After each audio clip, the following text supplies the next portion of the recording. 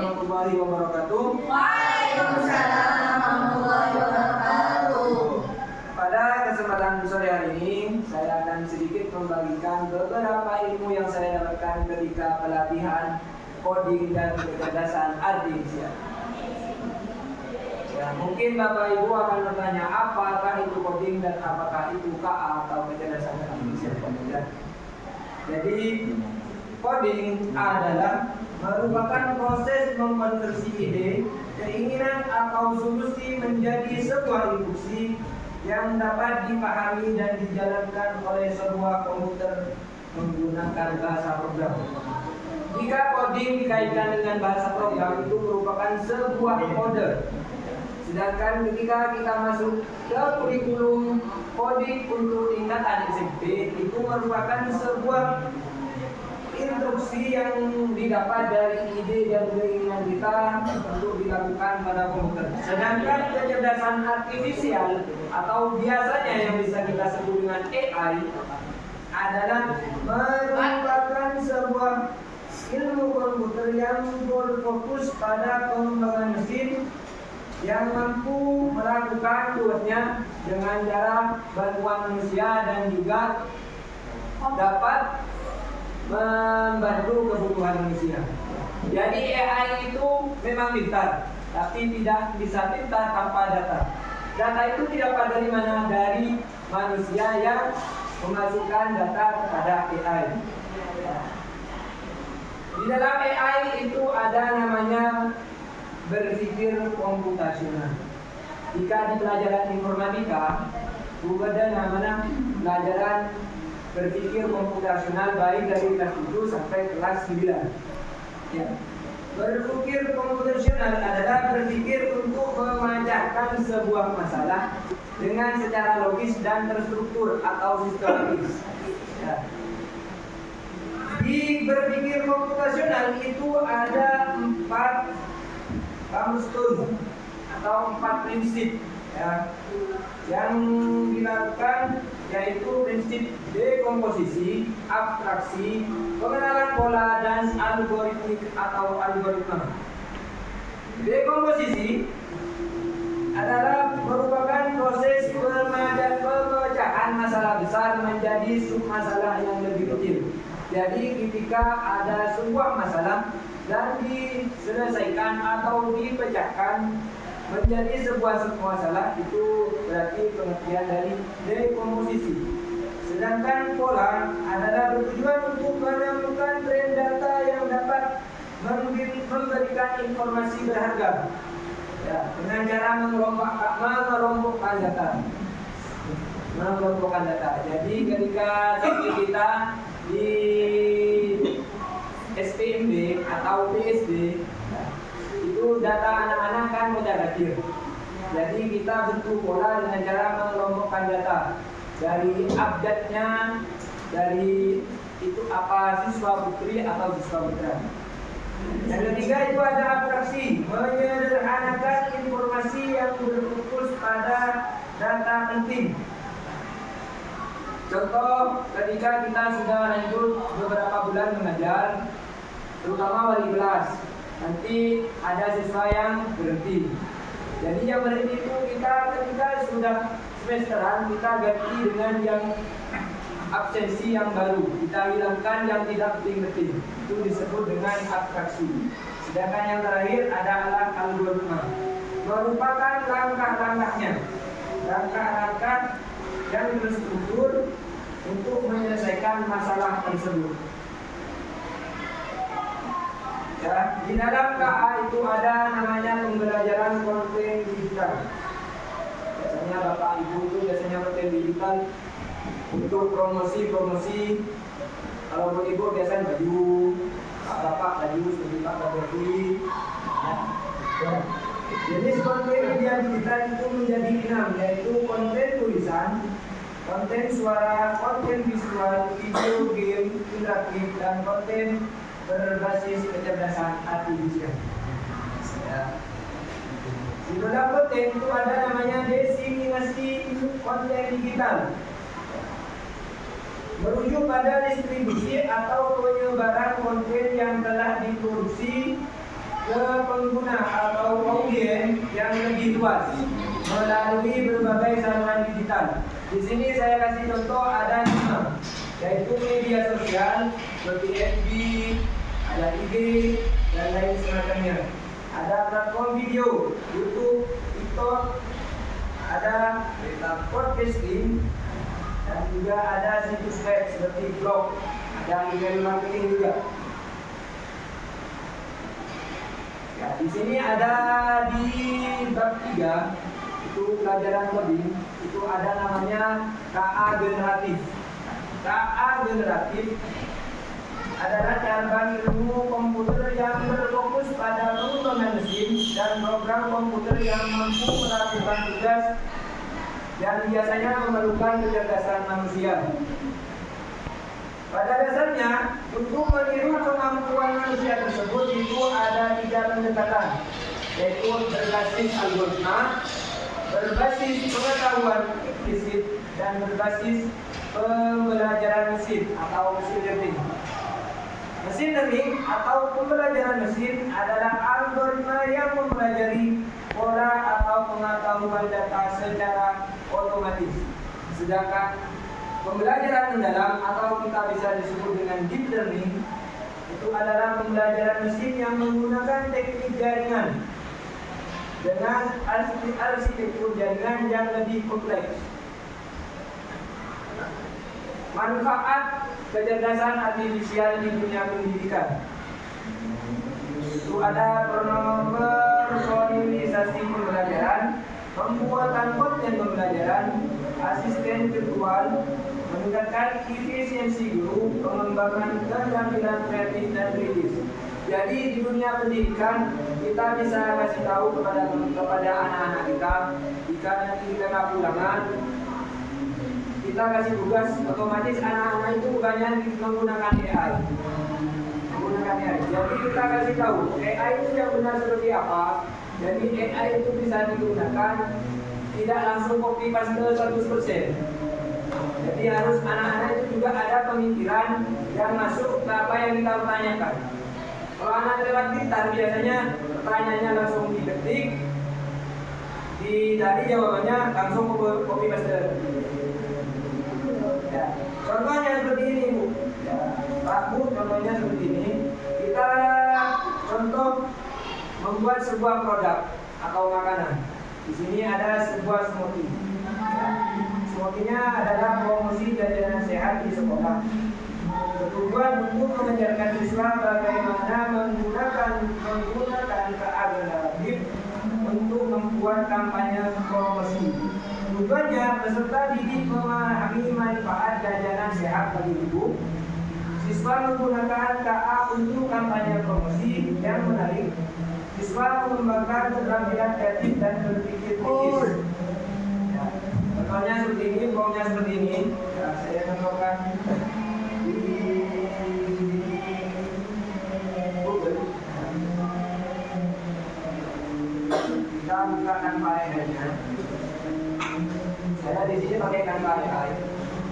Ini bisa digunakan kepada guru-guru yang mengajar biasanya itu seni budaya, prakarya.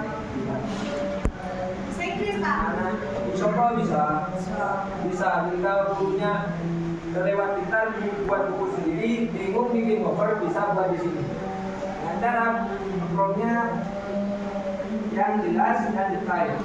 Contohnya di sini ada prompt untuk buatan makanan. Setelah kita aktif, ya di sini kita ambilnya gambarnya. Jadi yang muncul akan gambar.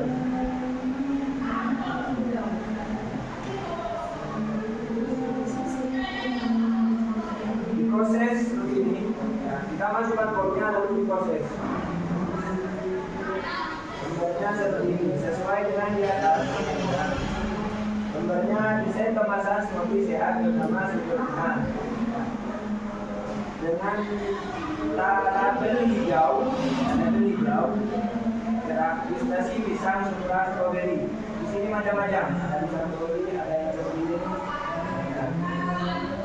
Ini menggunakan AI. Jadi anak-anak itu kita ajari cara untuk nanti keluarnya dari SMP masuk SMA atau SMK punya keinginan ingin jadi pengusaha bisa menggunakan AI.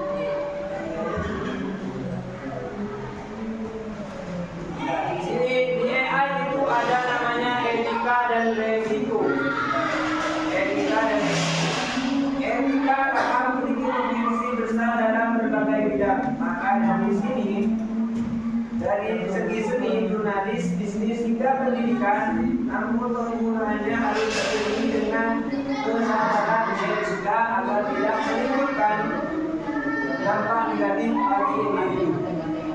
Dan juga ada risikonya. Risikonya meskipun KA ini memiliki banyak manfaat, juga memiliki banyak risiko. Ya, yang perlu diperhatikan itu adalah penyalahgunaan dan hoax. Biasanya itu anak-anak menggunakan AI, mukanya temannya dirubah. Contoh, mukanya temannya warna putih, dibuat warna hitam. Itu merupakan etika. Ya. Bias, tidak akurat dalam data dan hasil. Jadi AI itu juga memiliki kekurangan. Kadang apa yang perlu kita masukkan itu ada yang sesuai, juga ada yang tidak sesuai. Pelanggaran privasi dan keamanan data. Nah, jadi AI itu juga harus memiliki etika karena risikonya adalah data. Jadi ketika kita mengambil gambar dari sebuah objek atau Google mau dari manapun itu, di bawahnya harus dikasih sumbernya dari mana. Itu namanya etika menggunakan AI.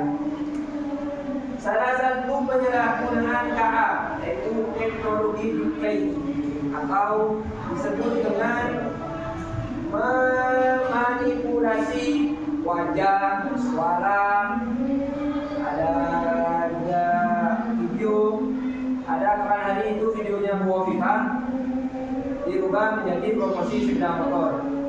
Suaranya dengan Bu Hovifa, tapi dengan promosi sepeda motor cukup dengan 1 juta Anda bisa mendapatkan motor NMAX. Nah, itu adalah salah satu salah menggunakan AI, tidak memiliki etika. Jadi resikonya sangat besar.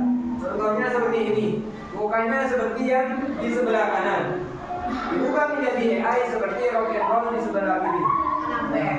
Jadi semua anak band. Kecerdasan artifisial itu juga masuk untuk komunikasi. Jadi tujuan pembelajarannya adalah memahami jenis perangkat KA untuk komunikasi, peranan dan mengetahui dan memahami cara menggunakan KA untuk komunikasi. Jadi ada beberapa jenis perangkat AI yang dapat kita gunakan. Salah satunya chatbot. Chatbot itu adalah chat robot. Chat robot itu seperti ChatGPT, DeepSeek, Omilon atau Mbak Meta yang ada di WA. Itu membantu pengguna untuk menjawab pertanyaan pengguna secara otomatis. Seperti halnya saya katakan tadi, AI itu ketika kita kasih pertanyaan itu akan pintar. Kenapa? Karena sudah sering dilatih pertanyaan. Contoh, Ibu A bertanya tentang makanan ini. Ibu B yang ada di Surabaya juga bertanya seperti itu, maka jawabannya otomatis akan sama. Karena sering dilatih oleh pertanyaan AI. Sebagai asisten virtual seperti Google Assistant, lalu Google itu adalah sebagai gunanya untuk membantu pengguna dalam pencarian informasi. Contoh, kalau kita mau ke Kauman tapi tidak tahu jalan, bisa menggunakan Google Map. Itu termasuk AI. Penerjemah otomatis. Nah, contoh seperti saya ada tahu bahasa Inggris menggunakan Google Translate. Itu juga AI. Sistem pengenal suara. Nah, seperti halnya, halo Mbak Google, tolong tanyakan ini. Nanti dijawab juga dengan suara. Dengan berbagai perangkat kali ini, komunikasi menjadi lebih cepat, efisien, dan mudah diakses banyak orang. Peran kecerdasan artifisial dalam komunikasi, satu, meningkatkan efisiensi, lebih simpel, membantu dalam menerima karena kecerdasan artifisial memungkinkan orang berbicara antar berbagai bahasa.